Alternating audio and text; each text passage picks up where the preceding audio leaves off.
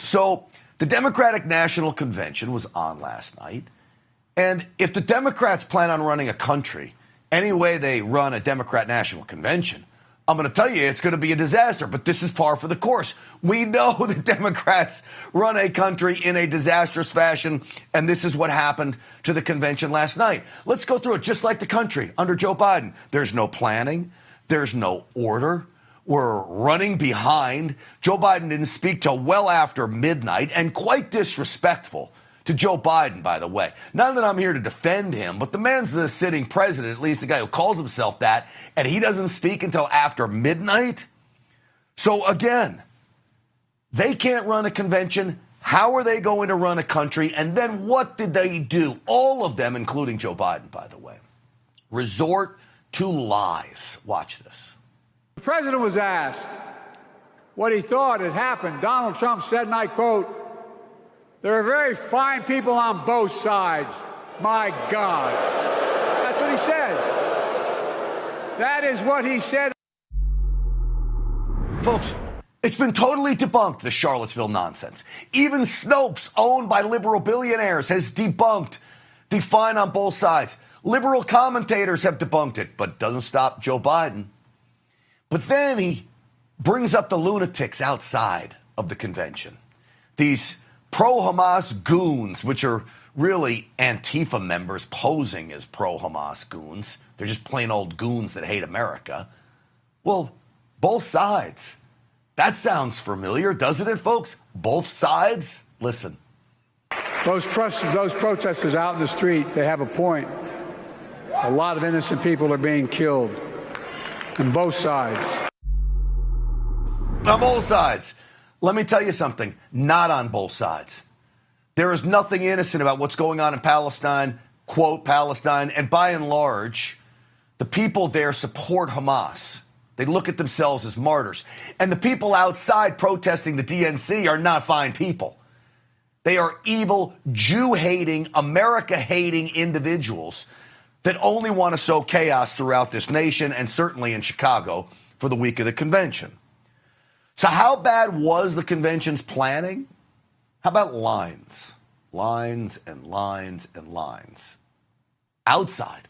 1.5 hours to get in. The convention had already started. People couldn't get in. It just goes to horrible planning. And then, of course, the teleprompters wouldn't work either. And when you have Democrats who can't think for themselves, no teleprompters, disastrous. Right, Jamie Raskin? Someone should have told Donald Trump that the president's job under Article 2 of the Constitution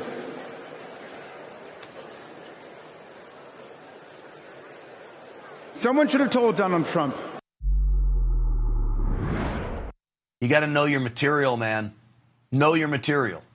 I could do this. Oh, guess what? I don't have a script for my monologue. I'm not reading the teleprompter right now.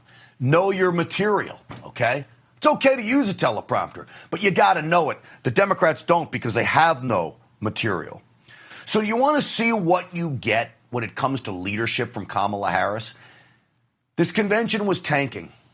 So I guess Steven Spielberg, who, by the way, makes movies that last way too long anyway, decided to march out Kamala Harris to energize the crowd up. You want to see what leadership looks like? It's embarrassing. Good evening, everyone.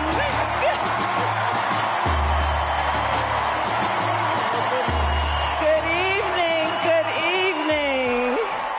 It is so good to be with everyone. Good evening. That's it.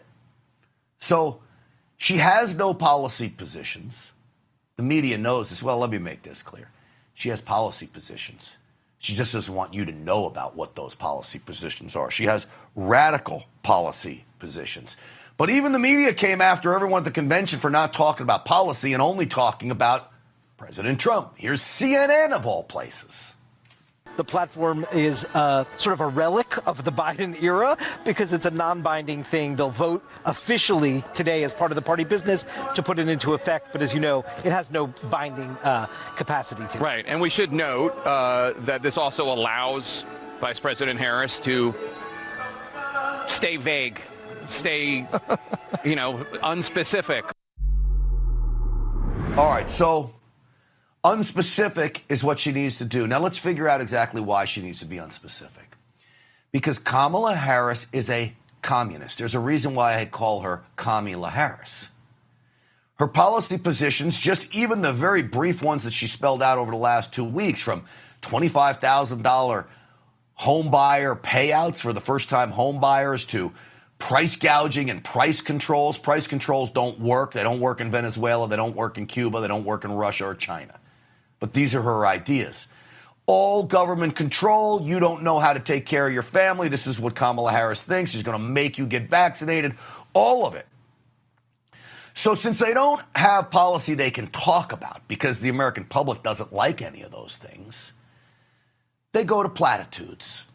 They now have this term called joy. Joy is a researched term that clearly is now being used as a talking point. It is very odd. And I will tell you, you know who used joy in their campaigns?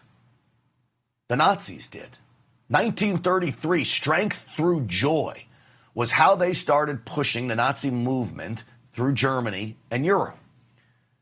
Well, this phrase used in Nazi Germany in 1933 rather, is now being used by the mainstream media and politicians. It's all about joy, apparently. There is going to be so much love for Joe Biden. There's going to be tears of joy when he walks into that hall. And we're looking forward to a very joyful Democratic National Convention. I think Trump world's jealous of the joy right now. There's so much anger coming from Trump's speeches.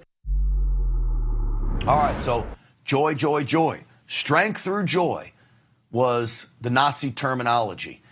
Did anyone do their research that this is probably not a good idea? And by the way, when was the last time joy was used as a talking point when it comes to America? What we have been suffering through is painful in America. There's no joy right now under Joe Biden, and they want to tell you that everything is okay. And the media is so desperate in all of this that they go back to the old talking point that President Trump is somehow a racist.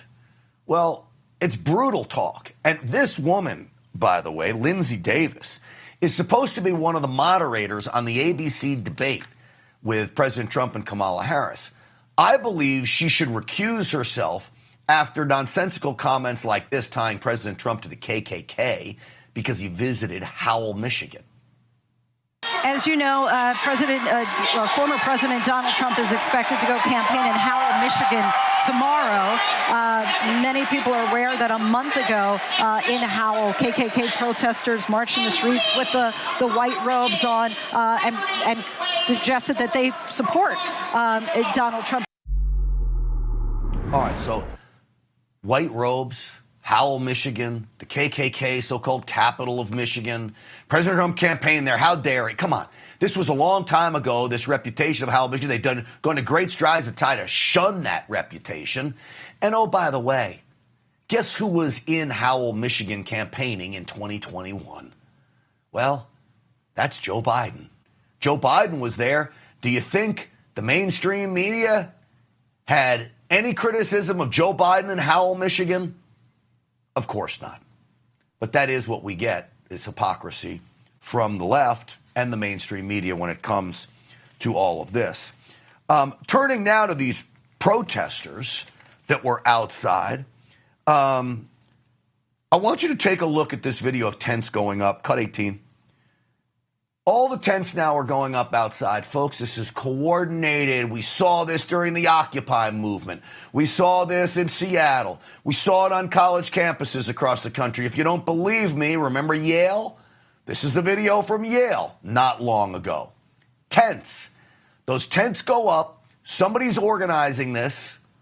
And I believe it's the same lunatics that organized the Antifa riots, the Black Lives Matter riots, are now organizing these protests and, yes, riots outside of the Democrat National Convention. You know, we had Ben Bergquam on last night. Take a look at what happened to him just moments after he got off with us as he was videotaping the tents going up. It's a free country. It's a free country. Thank you. So, yeah, but why did he come up to me? You're not free from consequences, though. Is that a threat? Arguing with this person here. Statement of fact. Back up. What? Back up. Is this your park? Back up. Not yours either. Well, it's the people's park, right? Why are you pouring milk on me? Why are you doing that? Why are you doing that? Oopsie. It got worse than that. I mean, they doused him with milk. He texted me, and as I said to him last night, you're lucky it wasn't battery acid. And that's not even a joke.